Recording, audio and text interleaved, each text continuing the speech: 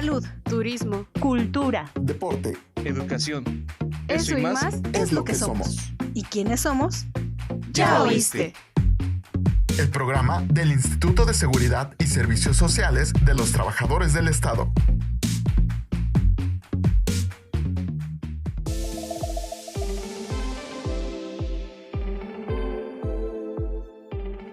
Hola, bienvenidos, ¿cómo están? A un nuevo episodio de Ya Oíste. Es un espacio, aquí vamos a abordar temas de salud con información clara y confiable. Este episodio, la verdad, lo había estado esperando con mucha emoción, porque es un tema que ha estado sonando últimamente en la radio, en las redes sociales, con nuestra familia, y vamos a hablar sobre el sarampión, una enfermedad que muchas personas ya consideraban del pasado y que nunca les iba a volver a pasar, pero ¿qué creen? Estamos retomando este tema. Y para poder hablar mejor sobre esto, nos acompaña nuestro querido doctor Jesús Manuel Rodríguez, que es un experto epidemiólogo. ¿Cómo está, doctor? Hola, ¿cómo estás? Muy bien, gracias. Pues yo contenta, la verdad. Aquí desde que empezamos a hablar un poquito antes de iniciar el podcast, yo ya estoy con un montón de preguntas, de dudas, y creo que los que nos están escuchando también. Así que vamos a empezar por lo básico, doctor. ¿Qué es el sarampión? Bueno, el sarampión es parte de un grupo de enfermedades que se llaman enfermedades febriles exantemáticas. Esto quiere decir que, como su nombre lo dice, preceden de fiebre y un exantema, o lo que conocemos como rash. Entonces, es una enfermedad de tipo viral. Esto sería como la parte de qué es el sarampión.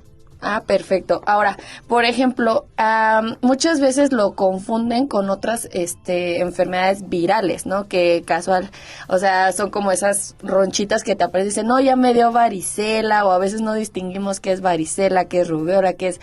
O sea, ¿cómo podría una persona detectar en primera fase que ya, híjole, le dio sarampión? De hecho, es un tema que es muy debatido. Porque hablando de las enfermedades febriles exantemáticas, existen muchas. Por ejemplo, está la enfermedad que causa el virus del herpes 6, el virus del parvovirus B19, varicela, rubéola. Pero ¿qué es lo que realmente hace la diferencia?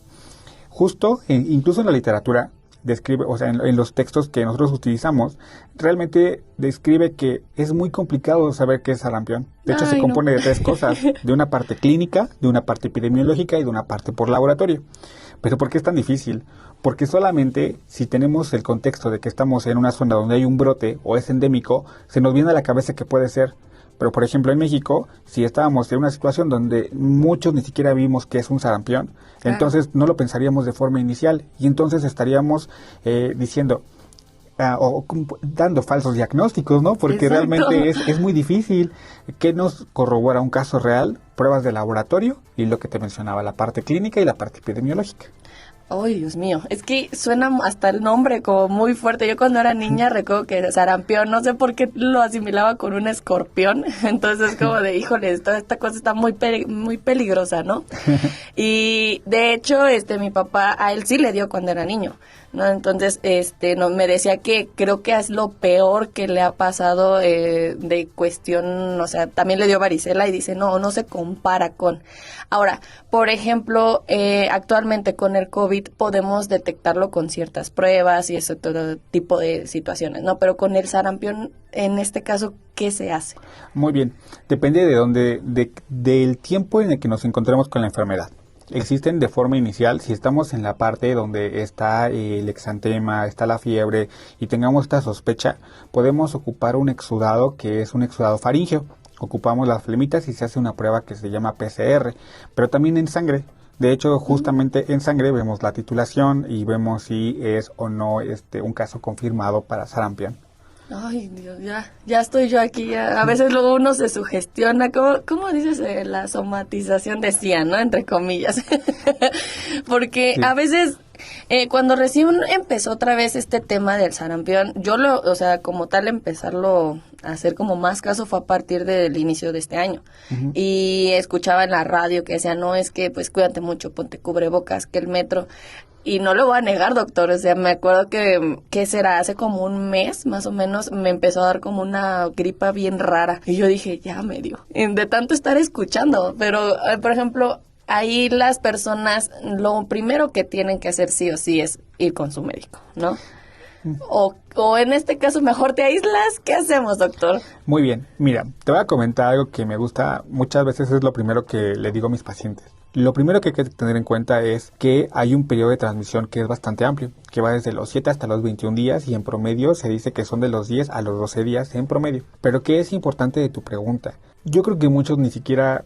Esto que mencionas tú me parece extraordinario, porque me refiero a lo siguiente. Si vamos a sarampión, las personas piensan que son ronchas. Exacto. Y que entonces, ¿lo contagioso son las ronchas? Y la realidad es que no. Lo contagioso o realmente el mecanismo de transmisión de esta enfermedad es justamente por vías respiratorias, porque realmente es el contexto. Ahora, muchos no lo asociamos de esta manera. De hecho, incluso es una pregunta frecuente, ¿cómo se contagia? Y es lo que acabas de mencionar. Sería una cosa realmente majestuosa el hecho de decir cualquier persona que inicia con síntomas respiratorios ya se protege para tratar de evitarlo. Claro. Decirte que te quedas aislada en casa a lo mejor sería a veces hasta inviable, porque tenemos actividades, tienes que trabajar, tienen hijos, tienen actividades que le impide el que realmente te quedes en casa. Que así sería prudente el uso de un cubreboca, ¿no? De forma inicial con cualquier síntoma respiratorio. Ya si tenemos algo ya diagnosticado y el agente aislado y todo, pues te quedas en casa, usas las medidas básicas, ¿no? Pero ¿qué si nos tenemos que quedar? Una buena educación respecto a esto. Insisto, al inicio de cualquier síntoma respiratorio, uso de cubrebocas y medidas básicas como higiene de manos.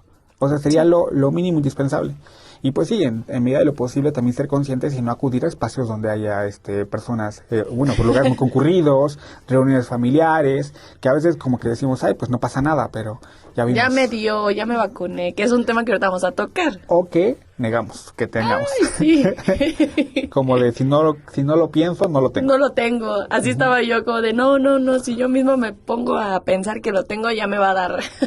Claro. Pero ahora, es que justo yo estaba escuchando cómo son los síntomas que empiezan, ¿no? Y de ahí yo por eso dije de la gripa. Pero hay gente que no conoce cuáles son los síntomas que empieza, porque creo que va por etapas, ¿no? Claro, existen 3 etapas, que es el periodo prodrómico, una parte que se le llama el periodo exantemático y una parte que se llama de convalecencia. Pero ¿qué es lo realmente interesante? El prodrómico es el inicio de la fiebre y estos síntomas respiratorios. De hecho, antes del exantema se ve la fiebre y otras cosas como se le llama coriza. Coriza es escurrimiento nasal, estornudos, el conjuntivitis, que puede ser enrojecimiento a nivel de los ojitos, que podamos tener un poquito de lagrimeo excesivo o incluso tos, que puede aparecer en esos primeros días. Una ligera tos, de hecho, se describe como ya en el día 2-3 que se puede tener. Ya tenemos entonces la fiebre. Posteriormente, y se describe que como para el día 4, ya viene nuestra fase de la parte exantemática. Empiezan a aparecer las ronchitas o estas exantemas. ¿Qué características tiene? Que son maculopapulares, no tienen líquido. Eso es bien interesante. De hecho, existen diferentes. Sí, pueden ser como planitas que confluyen y hay espacios entre ellas, como si fueran islitas, digámoslo, pero no están llenas de líquido.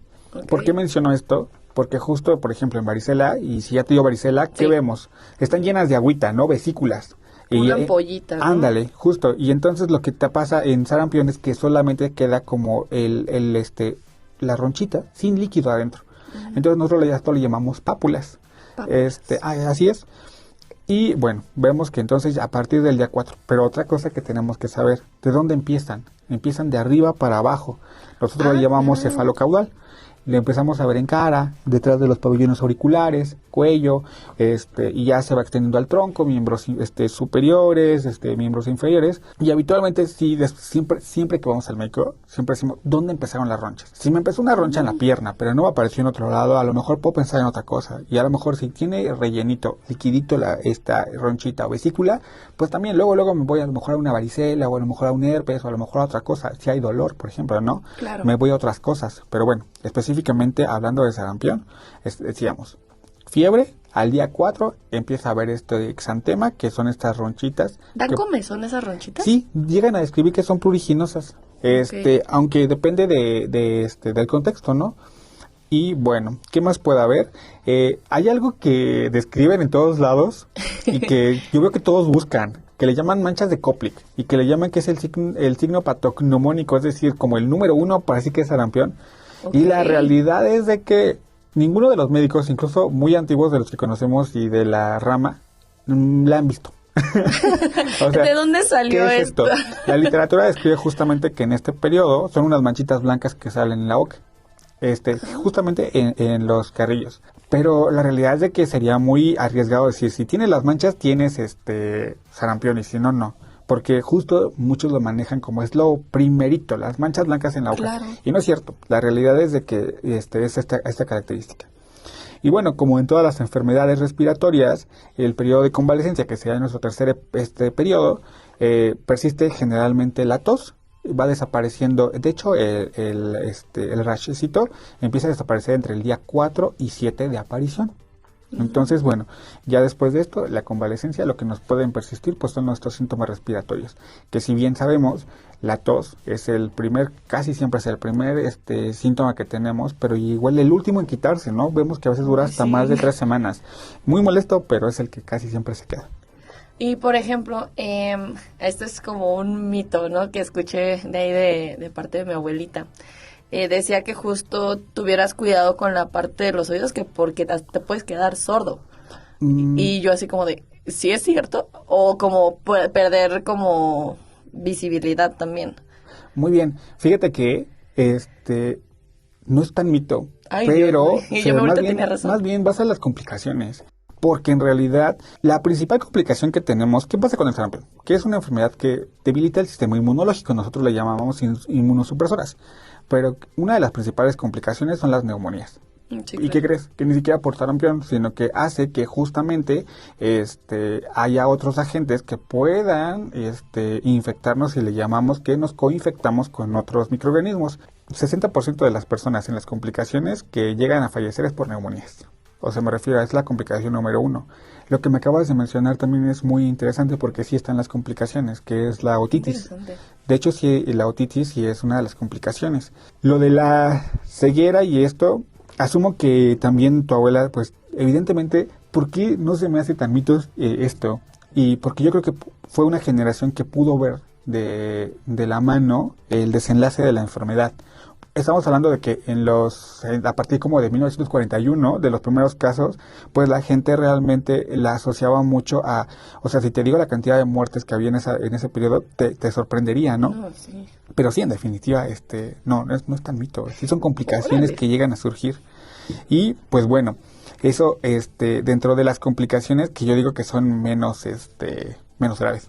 Imagínate, Ay, porque menos incluso está la graves. laringitis, la laringotraqueitis que llegan a causar. Dentro de los casos más importantes o de los casos de complicaciones que realmente asustan y que, te digo, sí quiero decirte desde una vez, la incidencia de estas complicaciones llega a ser hasta el 0.1% de los casos, o sea, son poquitas, pero sí son graves, que se llaman encefalomielitis o otra que pueden ser panencefalitis esclerosante subaguda. Esto se ha dado mucho en niños menores de 5 años y se dice que mayores de 20 años, que es donde más aparecen estas complicaciones, pero también se asocia mucho aparte de estos grupos de edad, también se asocia a inmunosupresión, personas que viven con VIH, inmunosuprimidos, la desnutrición por sí misma también es un estado inmunosupresor y pues condiciona más a estas personas. Ay, A las embarazadas. Ese es un punto que quería tocar, pero por ejemplo en este caso que está una mujer embarazada y le da sarampión. No hay reportes como de lo mismo que llega a pasar en este contexto con la varicela, que es importante, que muchos lo asocian con la rubiola congénita, es diferente. Okay. Pero sí, en cuanto a sarampión, pues las complicaciones siguen siendo las mismas que te acabo de mencionar, son las que se ven. ¿Cuál es la situación real? Que al ser una persona, que realmente también ya por sí mismo el embarazo ya es una complicación para muchas cosas, pues sí se asocia a que imagínate con neumonía, con laringotraqueitis, con una otitis. Ay. Pero sí, creo que más bien ese término va a lo otro y es más como para rubiola congénita. Ok, y un tema que me parece interesante, cuando estaba investigando un poquito más sobre el tema, dice que es como una enfermedad más para niños, o sea, que les pasa más a los niños. Y, o sea, nadie está exento, a que le suceda. Incluso, como lo platicamos, o sea, aunque estés vacunado, pues puede ser el poquito porcentaje de la población que te toque. Pero, ¿por qué lo catalogan mucho hacia los niños? Bien, porque eso creo que sí sería un mito. viene derivado de lo siguiente. Yo asumo que lo mencionan porque habitualmente es en niños donde se ve la varicela, el parvovirus B19 y estas enfermedades. La situación real es que en la Ciudad de México, tan solo de los casos que tenemos, el grupo más afectado ha sido desde los 25 hasta los 34 años, donde vemos que literalmente es donde está el grupo más afectado. O sea, no es ni siquiera en los niños, de hecho es menor la tasa de incidencia que hemos presentado en comparación con este grupo. Entonces sí sería como más un mito, porque la realidad es de que, insisto, el grupo más afectado en este momento en la Ciudad de México sí es de los 25 hasta los 34 años.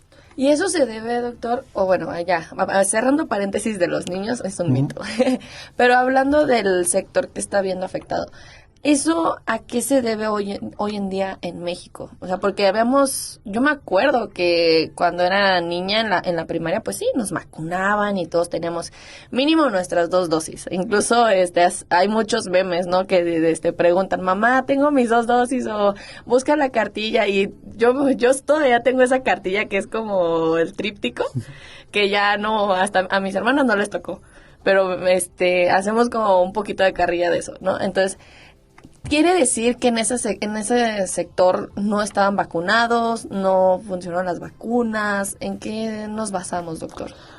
Yo creo que sería muy arriesgado decirte que puedo asegurar que este grupo de personas no tiene la vacuna. Tendría que ser un caso muy individualizado y más que meme.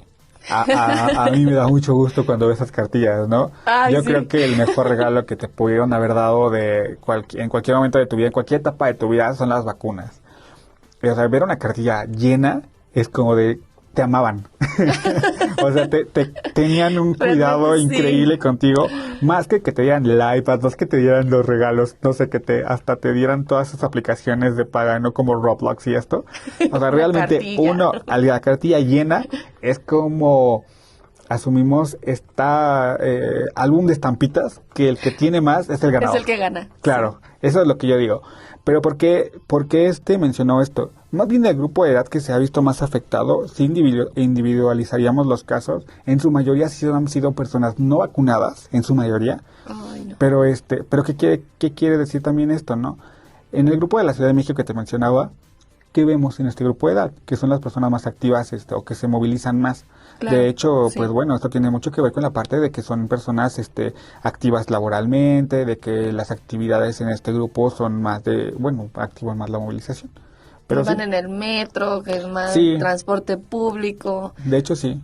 De hecho es importante eso que mencionas, porque tan solo en la cadena de transmisión veíamos que te mencionaba, son respiratorios. Yo estornudo y esas partículas con este virus específicamente varía dependiendo del tipo de virus, por el peso, por todo. Pero quedan suspendidas en el aire hasta por 2 horas. Ay, O sea, me refiero es lo que te mencionaba, si todos tuviéramos una buena educación y que desde el primer síntoma respiratorio, uso de cubrebocas, independientemente de la causa, y si ya tengo, me cambio de cubrebocas tricapa a un N95, que era lo que veíamos en COVID, buena higiene de manos, yo prevendría muchísimo. Pero bueno, es una cosa que si vas en el metro, te van tosiendo Ay, o que agarras la el cara. tubo del metro, porque Sí, también es también. otra, ¿no? O sea, Por contacto, sería como algo que diría, solamente por contacto, no. O sea, o que agarras y te- sería que ser sí con el flush. En este contexto, pues sería pues también la parte de una buena higiene de manos. Digo, asumo que la gente no va a tocar esto y luego se toca la nariz o se lo mete a la boca, ¿no? Pero pues el mecanismo de transmisión objetivo es por vías respiratorias.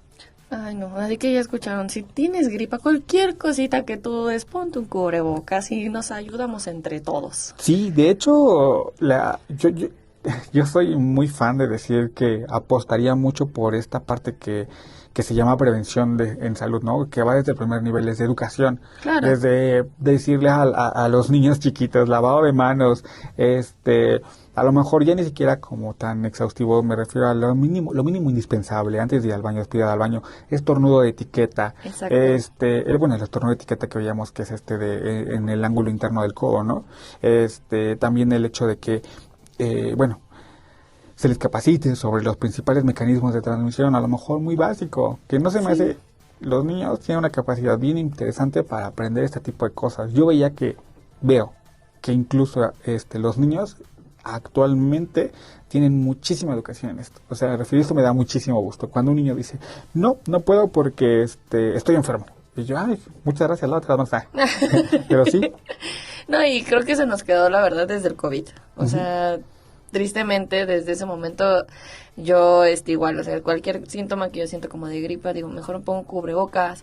¿Por qué? Porque pues estoy con más gente en mi trabajo. O sea, creo que esa es una parte de la conciencia que tenemos entre todos. Y no solamente somos nosotros, sino yo, de verdad, apenas al inicio de año, ¿no? Mi mamá tuvo una operación. Y yo me estaba cuidando demasiado para que ella no se enfermara porque estuvo, o sea, mientras está en su recuperación. Entonces fue como de, pero que alguien externo esté al lado mío y que no se cuide y yo ya me enfermé y ya, o sea, son como una cadenita, ¿no? Entonces es como pensar hacia también a los demás. Sí, es justamente esto. A lo mejor muy trillada la frase, ¿no? Pero cortar la cadena de transmisión, ¿qué sería? Exacto. Pero ¿cuál es la mejor forma de cortar la cadena de transmisión? La realidad es que es la vacunación. O sea, me refiero a... tema. Sí, o sea, me refiero a... Sí, todo lo que te acabo de decir son medidas como individuales que me funcionan así, pero la realidad es que la principal medida de cortar la transmisión de sarampión sí sería con el esquema de vacunación. Y hemos visto que, por ejemplo, se ha modificado mucho. O sea, me refiero a anteriormente, por ejemplo, veíamos que era al año y a los 6 años. Y actualmente, pues es al año y a los 18 meses. Y antes nada más había sarampión rubiola, pero posteriormente la OMS propone que se ponga sarampión rubiola para otitis. Al final del día, cualquiera de estas vacunas con 2 dosis se ha demostrado la efectividad de hasta más del 90% de efectividad. Y ahora para la vacunación, creo que todos teníamos esa duda de, bueno, es que yo no me acuerdo si me pusieron la segunda dosis. Y decían, bueno, si no te acuerdas, está bien, vuélvetela a poner. O daban cierto rango de edad para vacunarte. ¿Qué tan importante es esa parte, doctor? Bien, eso es bien interesante lo que acabas de decir. Y me parece bonito. Me refiero a lo siguiente. Hay un término que nosotros ocupamos y que es como, yo les digo al personal, ley universal es, si no me acuerdo si me vacuné, entonces no existe, y no tienes el comprobante, entonces es motivo suficiente para decir, no estás vacunado. Y si no tengo la evidencia, ¿cómo puedo garantizar que realmente estés vacunado? La realidad es que si te pones una dosis más, o sea, no significa que entre más dosis vaya aumentando más tu sistema inmunológico, que ahorita te dije, 2 dosis nos protege 97%. Si me pongo 3 dosis no significa que me va a dar el 100%, no significa que me va a dar más del 100% que el 200%. Ajá, no. Quiere decir realmente que no te va a pasar nada si te pones la vacuna si no lo recuerdas como dosis única. Entonces es importante justo este término que acabas de mencionar, de si no me acuerdo y no tengo un comprobante que lo tenga, mejor asumo que no lo tienes. Y a tu grupo de edad, considero la vacuna más pertinente para que estés protegido. Muy bien. Pero sí, es importantísimo eso que acabas de mencionar. Ah, no, sí que bueno, porque yo la verdad no me acordaba si tenía la segunda y dije, pues aunque sea una tercera, está bien, no pasa nada. Ahora, en la parte de que, ok, si ya te dio sarampión de niño, porque justo era lo que hacían mención. A mucha gente, yo creo que de los 70, 80, la mayoría les dio. O sea, de los que conocemos. Pero es necesario que se vuelvan a vacunar, aunque ya tuvieran sus 2 dosis y les dio, y es como de, ¿me vuelvo a vacunar? ¿O ya quedas inmuno? Mira, sería muy arriesgado contestarte esta pregunta, pero de forma pragmática, así como muy rápida, te diría, si ya te dio sarampión, ya no te va a volver a dar. O sea, es como esas enfermedades que te da una vez y ya no te vuelve a dar. Pero ¿qué pasa con las personas que, si son niños, y yo digo que de un determinado grupo de edad donde contábamos con estas pruebas que son moleculares, con inmunoglobulinas y todo esto, que tengamos un documento que dijera, sí, se aisló y se identificaron esta parte de que tuvo sarampión, si yo tengo el comprobante, pues vale, entonces ya no es necesario. Okay. Pero si fue a lo mejor tuve, pues en todo caso mejor, ante la sospecha, insisto, mejor tenerlo. Parece como muy... bueno, pues entonces, si no tengo el comprobante de que estuve enfermo, pues sí, efectivamente. Sí, no, creo que, bueno, anteriormente no creo que hubiera tanto ese comprobante a que hoy en día, ¿no? Que hay como hasta un expediente, un registro y todo. Justamente, justo es lo que mencionábamos. Muchos adultos mayores podían tener una enfermedad que te acabo de mencionar, una enfermedad exantemática y decir, es sarampión. O sea, por ejemplo, Yo te puedo asegurar que en su mayoría las personas asumen que las enfermedades exantemáticas, a todos le llaman, ¿cómo le llaman? Viruela. Es que me dio la viruela. Sí. Y para todos es viruela. Varicela fue viruela. Sarampión probablemente viruela. Y para todos es viruela. Entonces sí sería muy arriesgado decir, sí, le dio sarampión. Entonces, ante la duda, y si no tenemos un comprobante que me diga, ¿tuviste sarampión? Mejor te protejo. Súper bien. No, y sí, es muy importante ese tema de vacunación. Hoy en día lo estamos viendo más, hay más módulos de vacunación, porque bien hablábamos al inicio de este podcast, doctor, que pues estaba controlado. O sea, en esa parte estaba controlado y pues como bien, me encantó esa frase que fue como que da como tristeza, que éramos un país en el cual estaba, pues a lo mucho, ¿cuántos casos me había mencionado? Como 300 aproximados, Sí, ¿no? en 20 años. En 20 años. Y se desató. Es la situación en la que estamos hoy en día, pero por ejemplo, ahí que podemos mejorar en ese aspecto para que ya esto se vuelva como a controlar. Yo creo que la medida número 1, pues siempre va a ser la vacunación. Y es que me refiero a lo siguiente. Es triste, pero, o sea, como tal, el certificado de México lo obtenemos a partir de que se llama eliminación. Es decir, que no está en este momento presente la enfermedad, ¿no? O sea, lo voy a decir de una forma muy, pues muy simple, aunque es un término más complejo. O sea, hay dos términos que son importantes de identificar: erradicación y eliminación. La erradicación es, ya no tengo casos, pero aparte no tengo el agente causal circulando en el país. Okay. Y la eliminación es como no tengo la enfermedad, por mencionarlo de alguna forma, ¿no? Pero al final del día sabemos que el virus puede estar circulando en la región, pero no tengo casos. Okay. Ahora, ¿qué es importante de esto? Si ya teníamos este certificado de eliminación, pues bueno, mantenerlo con buenas campañas de vacunación. Hay una cosa bien importante: a diferencia de otras enfermedades que le llamamos zoonóticas, que tanto pueden darle a animales como a humanos, el sarampión, el único que se ha visto involucrado es el humano. Entonces, por ejemplo, esto es buenísimo, porque Sí. entonces vacunando a todos los seres humanos, en realidad, en este caso México, a todos mexicanos, pues bueno, sí lo eliminaríamos y podríamos mantener este estatus, ¿no? Me refiero es interesante. ¿De qué depende esto? Pues bueno, de una buena campaña con desmitificación, sobre todo.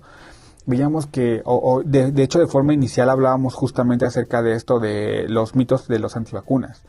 ¿Cuál es el principal mito que surgió y que no vamos a ahondar en esta parte? Pero hay un estudio específicamente de un médico que pues básicamente pues cometió actos ilícitos al decir que las vacunas causaban ciertas enfermedades. Es muy, incluso ya está hay una serie de esto, ¿no? Sí. Entonces, ¿a qué voy con ese término?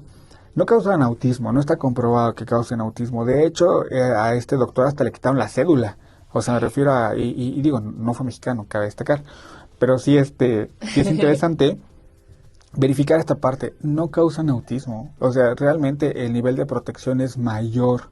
Y lo vemos. Hablamos de que, ¿por qué no nos impacta tanto? ¿Por qué no hemos visto tantas muertes? No, me refiero a este contexto. Sin embargo, ¿por qué llegar a esta parte? ¿Por qué queremos ver esto? ¿Por qué entenderíamos esta parte? Yo creo que la mejor opción y la mejor decisión es vacunarnos todos. Y no esperar a que vayan a mi casa a vacunarme. Me refiero tocar la puerta y... Ajá. Yo veo a mis compañeros como en salud, ¿no? Me refiero yo puedo hablar de compañeros muy brillantes, voy a hablar específicamente de los que tengo más contacto, que por ejemplo es la jurisdicción Benito Juárez. O sea, literal, sus campañas de vacunación van a los metros, que es lo que mencionabas. Sí. O sea, ¿sabes? Lo arriesgado que es para ellos estar en esta cuestión. O sea, me refiero a incluso los horarios, hasta las 12 de la noche. Ay, sí. Estar yendo casa por casa y no sabes qué te vas a encontrar, ¿no? Y dices, bueno, pero ¿qué necesidad tendríamos? Todos deberíamos entender que si es por mi bien, es gratis. Porque aparte es un programa de vacunación universal. O sea, me refiero es gratuita. Eso tenerlo en mente, porque muchas vacunas en otros lados pues cuestan. Y Sí. no son nada baratas. No, no, no. O sea, tan solo lo vemos con una vacuna que no nos cubre, por ejemplo, más que para cierto grupo, la de VPH, ¿no? Ay, sí. La población que no cumplimos los criterios para que nos apliquen esta vacuna, ¿cuánto cuesta la dosis? Y no vamos a hablar de precios aquí, pero sí, ¿cuánto cuesta? Y no es una dosis, o sea, pueden ser 2 o 3 dosis tres. dependiendo de lo que te norme el infectólogo o el epidemiólogo, pero que es interesante, porque nos lo aprovechamos. Tenemos vacuna, o sea, me refiero a lo mejor, sí, una de las cosas que he escuchado mucho es que fui al centro de salud y me dijeron que no tienen la vacuna, que me la negaron. Yo sí sugiero que tengan en mente que existe un departamento que puede evaluar quiénes son candidatos y quiénes no, me refiero a la vacunación, y pues es epidemiología, es infectología, incluso hasta los pediatras, que manejan muy bien esos temas, en general todos los médicos, pero generalmente nosotros somos los que más tenemos este acercamiento. Y normar las vacunas, si es una realidad. Dependiendo del grupo de edad, hay vacunas que ya no te van a proteger, ¿no? Claro. Pero hablando de sarampión, rubiola, parotiditis, pues bueno, acérquense y vemos si le podemos poner algún esquema. No, y es un tema muy importante informarnos, porque creo que el factor principal siempre es la desinformación. Porque a veces caemos en los mitos, en los rumores, en lo que leemos en internet, pero por eso estamos también el día de hoy aquí contando, informándote sobre todo esto, de qué es el sarampión, qué sí, qué no. Y no te dejes llevar también por lo que escuchaste de tu vecino, de tu tío, de la familia, porque al final de cuentas lo que nos dicen los especialistas es por nuestro bien. Las vacunas son muy importantes. Yo sé que hay muchos que les dan miedo vacunarse, pero, por ejemplo, no tanto por lo que te vaya a hacer la vacuna, sino porque te da miedo las inyecciones. Yo me catalogaba una de esas, pero hasta que entendí y me dije, no, es por mi bien, lo voy a tomar. Ahora, doctor, pues la responsabilidad que tenemos entre todos esa es la parte primordial, ¿no? O sea, lo que dijimos, el mantener pues una buena higiene, el de vacunarse, el de estar informados. Eso sería como, yo le diría como el kit de información. Dentro del kit lo que mencionábamos, que una parte sería la educación, que sería todos estar conscientes de que tenemos que usar las medidas de precaución para evitar transmitir enfermedades. La otra sería lo que mencionábamos, la vacunación. O sea, me refiero a, en este contexto, ¿qué lo hace diferente a otras enfermedades? Por ejemplo, ¿no? No hay antivirales para esta enfermedad. O sea, me refiero a, también eso es una cosa bien interesante. Los antibióticos no sirven para sarampión. No existe tratamiento. El tratamiento se basa básicamente en tratamiento sintomático, control de la fiebre y también de vitamina A. Obviamente esto ya te lo daría el médico ya te daría el tratamiento muy específico dependiendo de la severidad o de cómo te encuentras en el momento. No, incluso una buena alimentación también te puede ayudar, o sea, como para mejorar tu sistema. Eso te ayuda para todo. O sea, claro. Sí, es una determinante la alimentación, ¿no? O sea, la parte nutricional es una determinante que tenemos que atacar. O sea, me refiero a una... De hecho, qué bueno que lo dices, porque justo en lo que había dicho de qué personas también es comprobado que son más susceptibles a sarampión, personas con deficiencia de vitamina A. Ahora, ¿cómo te puedo decir yo que tienes deficiencia de vitamina A, no? Pues en esencia todas las avitaminosis, es decir, falta de vitaminas, tienen que ser diagnosticadas por laboratorio. Okay. No es como que vaya y diga, es que creo que tengo tal cosa. No, a lo mejor lo medimos y demás y te damos la vitamina dirigida. ¿Qué evita el tomar vitaminas? Porque eso es interesante, que es lo que mencionabas. ¿Qué evita que tome vitaminas? La buena alimentación. Las vitaminas las encontramos si tenemos una dieta balanceada donde ocupamos todo el grupo de alimentos, en realidad, ¿qué pasaría aquí? Que tendríamos una buena cantidad de vitaminas. A lo mejor esto también depende de otras condiciones. Veíamos para lo de la vitamina D, ¿no? ¿Qué necesito para la vitamina D? También sol. Entonces, sí. Bueno, pero creo que en general una buena vitamina con buenas prácticas, nosotros le diríamos como de hacer una adecuada cantidad de ejercicio, ser activos físicamente hablando, pues bueno, sí ayuda mucho. Órale, no sabía eso de la vitamina A, es un dato muy curioso. De hecho, es el tratamiento dirigido para sarampión. ¿En dónde lo podemos encontrar la vitamina A? Esencialmente zanahorias, brócoli, el pescado, la carne, el aguacate, algunos productos como huevo, productos lácteos, mango, papaya, los pimientos, también encontramos los duraznos, la calabaza. Ay, la verdad es que estoy súper, hiper, mega picada con este tema, doctor. Sí, yo sé que hay muchas cosas que pues no podemos abarcar en un solo episodio, pero me gustaría que antes de retirarnos, de despedirnos, nos dejara un mensaje final sobre todo este tema, usted como de lo que ha visto, lo que ha vivido. Pues yo creo que el principal tema y la principal reflexión es ponernos a pensar que había sido un logro impresionante para este país porque tenemos uno de los mejores esquemas de vacunación. Es retomarlo, o sea, me refiero a incluso nosotros como hacernos conscientes de sí mismos y de las personas que están a su alrededor. No le estamos haciendo un favor a nadie más que a nosotros mismos. Son como muestras de amor propio, autocuidado, el hecho de irnos a vacunar. Entonces, en definitiva, sí creo que sería una de las cosas que tenemos que aprovechar. Nuestro programa universal de vacunación, tenemos que aprovecharlo. Súper, vayamos viendo nuestro grupo de edad, pidamos nuestra cartilla, asesorémonos con el epidemiólogo, con el infectólogo, con el médico internista, con todas las especialidades y pues saquémosle provecho. Me refiero a, somos muy afortunados de tener este programa universal de vacunación en realidad. Ay, sí, la verdad que sin duda ese sí fue un mensaje muy, muy directo porque creo que a veces bien dicen, no, uno no sabe lo que tiene hasta que lo pierde. Y hay lugares donde literal no tienen esta oportunidad y es por un beneficio propio, es por tu salud, por tu familia, por tus seres queridos. Ay, doctor, no inventen, estoy yo bien picada, acabo de aprender más sobre esto, ya, por favor, no se sugestionen, no se hagan ideas que no. Y si tienen más dudas, vuelvan a repetir este episodio y con mucho gusto se los vamos a resolver. Yo encantada, doctor, de que nos haya acompañado el día de hoy. Espero que también usted se lo haya pasado muy bien. Muchas gracias por la compañía, por la información principalmente. Y sin duda los que están del otro lado están también muy agradecidos. Pues gracias a ustedes por el espacio en realidad. Y yo creo que lo más importante de todo es, insisto, vacúnense. Es la parte que nos va a ayudar a todos. Así es. Así que, aunque no te acuerdes, ve a vacunarte. Ya dijimos, me encanta eso, como de, si no me acuerdo que me vacunaron, no pasó. Sí, literal. Sería un buen eslogan en realidad. Exacto, así que... Si no me acuerdo, no pasó.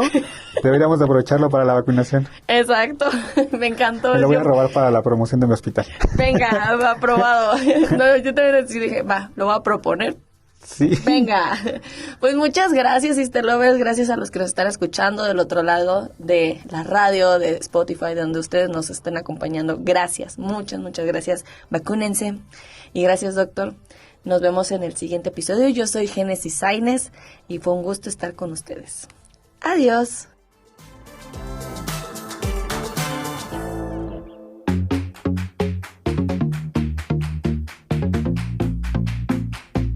Salud, turismo, cultura, Deporte. Educación. eso y más Es lo que somos. ¿Y quiénes somos? Ya oíste. Gobierno de México.